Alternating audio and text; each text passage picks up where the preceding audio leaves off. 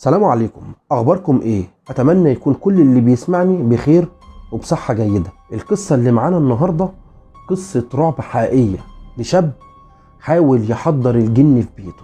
من اكتر الحاجات اللي ممكن تودي البني ادم في داهية هو الجهل، ولما يكون الجهل ده مصحوب كمان بالفضول، فتخيل لما يكون الشخص ده فضولي وجاهل فبيعمل كوارث. وده اللي حصل مع الشخص اللي هحكي لكم عليه دلوقتي. وهو بيحاول يحضر جن وهو ما عندهوش اي خبرة في مواضيع السحر وتحضير الجن، وازاي يقدر يسخر جن علشان ينفذ له كل طلباته. كان فاكر ان الموضوع تسلية وكان عاوز يشغل بيه وقت فراغه، لكن الموضوع اتقلب معاه من تسلية لجحيم، وقلب حياته كلها خوف ورعب. وبقى بيشوف وبيسمع حاجات غريبة في بيته. الشخص ده بعد ما حاول انه يحضر الجن في بيته عن طريق كتاب شمس المعارف، وايه اللي ظهر له بعد ما بدأ يقرأ الطلاسم اللي موجودة جواه. لكن قبل ما احكي لكم على قصة الشاب ده اللي حاول تحضير وتسخير الجن من كتاب شمس المعارف، عاوز اطلب منكم طلب صغير، ان انتم تشتركوا معايا في القناة، ويا ريت لايك وشير للفيديو. ويلا نبدأ القصة.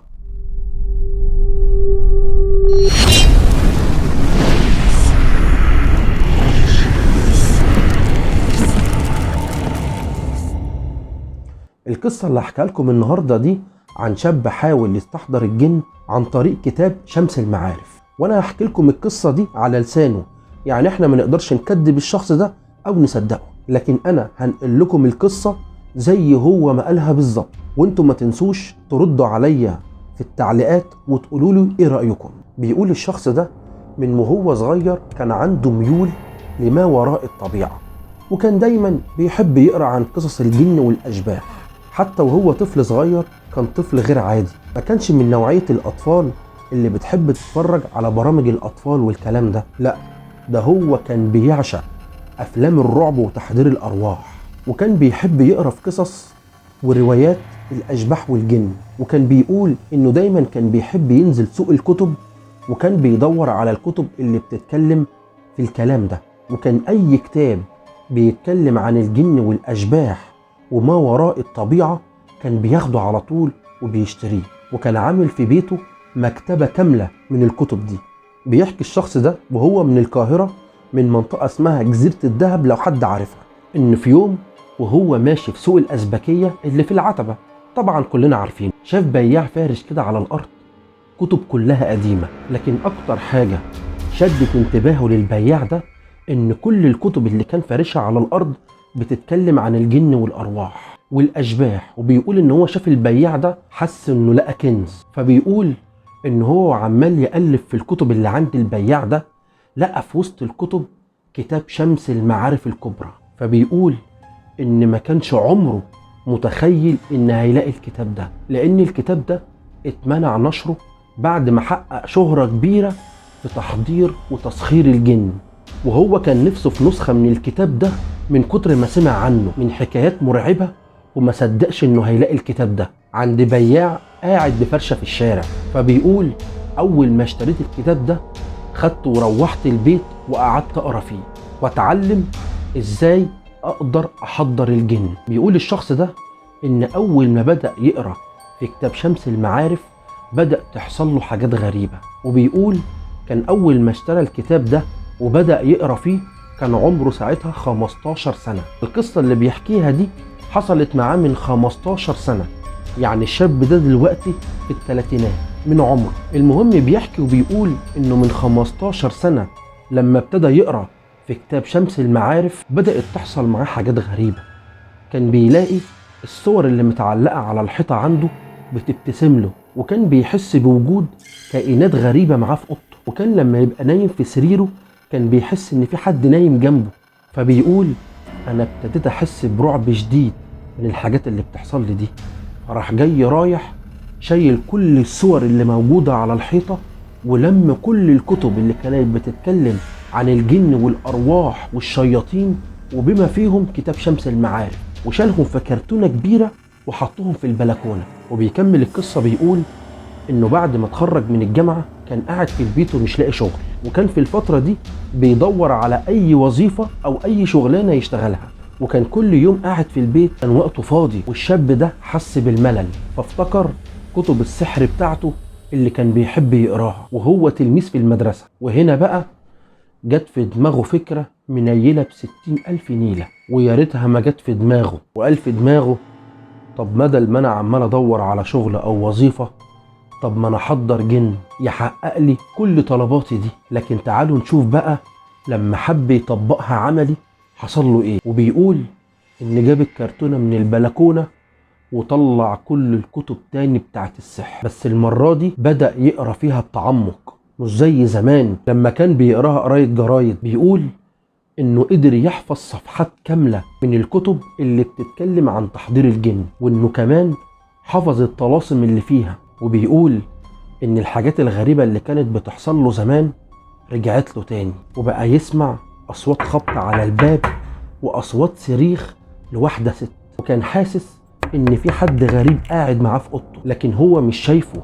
وبيقول انه متأكد ان في حد قاعد معايا في اوضتي. وفي مرة من المرات كان بيقول ان كان قاعد لوحده في البيت وكان خارج من اوضته، فجأة لمح شخص بسرعة بيعدي من قدامه في الصالة. بيقول انا فكرت الشخص ده حد من افراد اسرتي، لكن انا افتكرت وقتها ان اسرتي كلها اصلا بره البيت، وان الحاجات الغريبة دي ما وقفتش، فضلت تستمر اكتر. وكان بيقول ان لما كان بيجي يقفل باب الاوضه بتاعته، الباب كان بيقفل جامد قوي من قوه ايده، كأن في شخص معاه بيقفل معاه الباب هو كمان. وبيقول ان لما كان بيبقى لوحده في اوضته كان بيسمع صوت حد جنبه بيتنفس، وبيسمع صوت نفس شخص مجهول.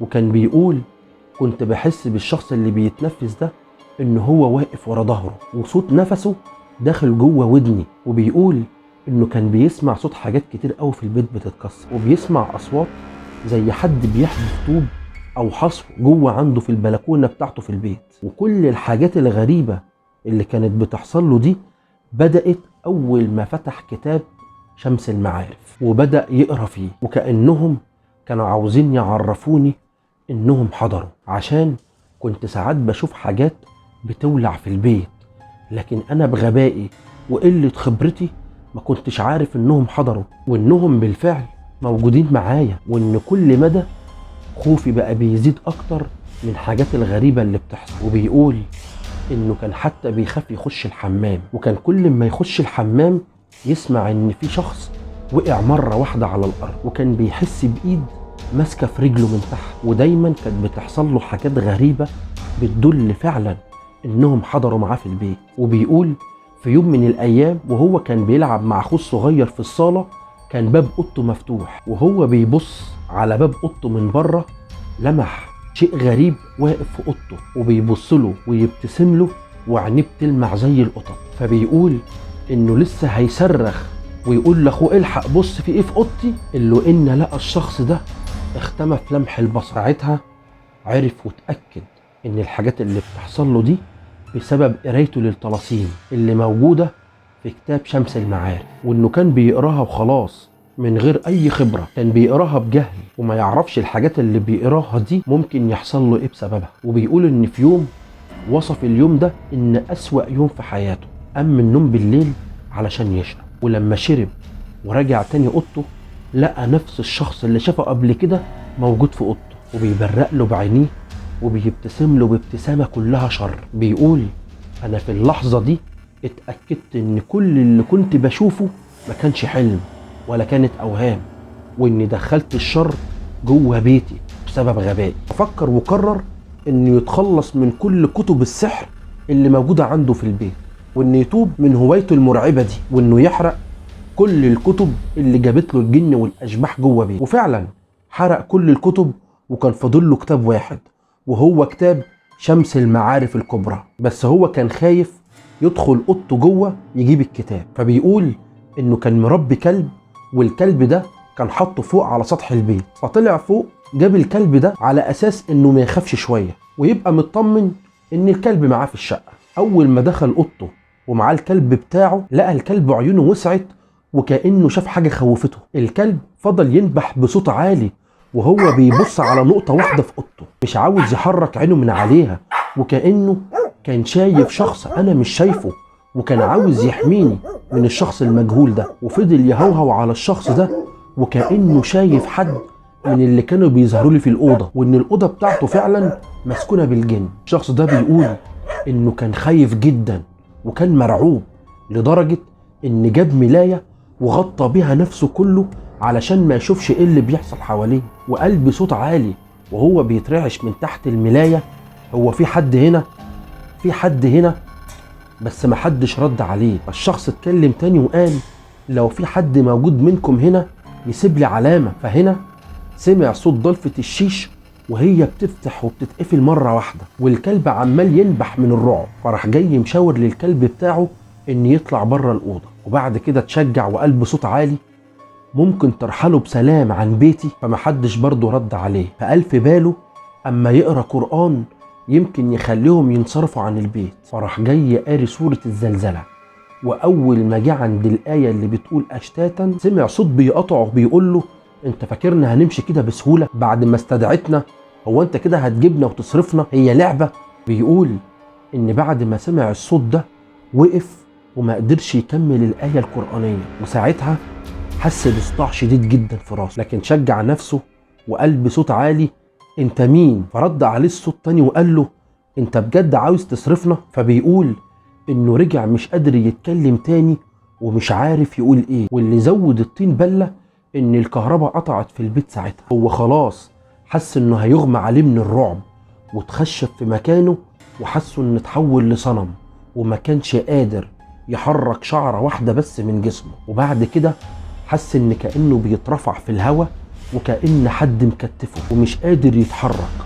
وسمع الصوت من تاني وهو بيقول: احنا ما كناش هنسامحك لولا ان احنا عارفين انك انسان غبي، ما كناش هنسامحك ابدا انك حرقت الكتب التانية، لكن انت غبائك صور لك انك لما تحرق الكتب هتتخلص مننا، انت بكده اذيتنا اكتر، لكن احنا مرضناش اننا ننتقم منك، انت انسان غبي وبتتصرف من غير اي فهم. فهنا حس صاحبنا ان الجن بيلومه على غباء افعاله، وبيقول انه كان عاوز يرد على الجن ده ويقول له: طب اعمل ايه يرضيكم؟ لكن حس ان لسانه معقود ومش قادر يتكلم. فلقى الصوت تاني رجع يكلمه وبيقول له: لو عاوز تخلينا ننصرف بطريقة ما تأذناش ولا نأذيك، الصح انك تجيب الكتب دي وتحطها في مية لغاية الكتب دي ما تبوش والكلام اللي عليها يروح، وتاخد الكتب دي توديها في حتة، وتاخد المية اللي كان منقوع فيها الكتب ترميها في حتة تاني خالص، وتتأكد ان المية مش هتتلامس تاني مع الكتب دي في يوم من الايام. فبيقول صاحب القصة انه ما يعرفش الجن اللي كان بيكلمه ده كان بيلومه ولا كان بينصحه ولا كان عاوز منه ايه بالظبط، لكن في جميع الاحوال انا حسيته انه جن مسالم ومش مؤذي، وده كان من حسن حظي. فبيقول فجأة لقى نفسه صحي في الأوضة لوحده وعرقان، والكتب زي ما هي ما اتحرقتش. استغرب ساعتها وقال: طب ازاي ده حصل؟ معقول انا كنت بحلم ولا ده كان كابوس؟ هو كان فاكر انه بالفعل حرق الكتب، لكن لما أمن على السرير لقى الكتب كلها زي ما هي في الأوضة. ما بقاش لاقي اي تفسير للي حصل له ده، لكن هو عمل بالنصيحة اللي اتقالت له، وبالفعل نقع الكتب كلها في مية بما فيهم كتاب شمس المعارف. ولما الكتب باشت والكلام اللي عليها تلاشى، خد الكتب دي رماها في حتة،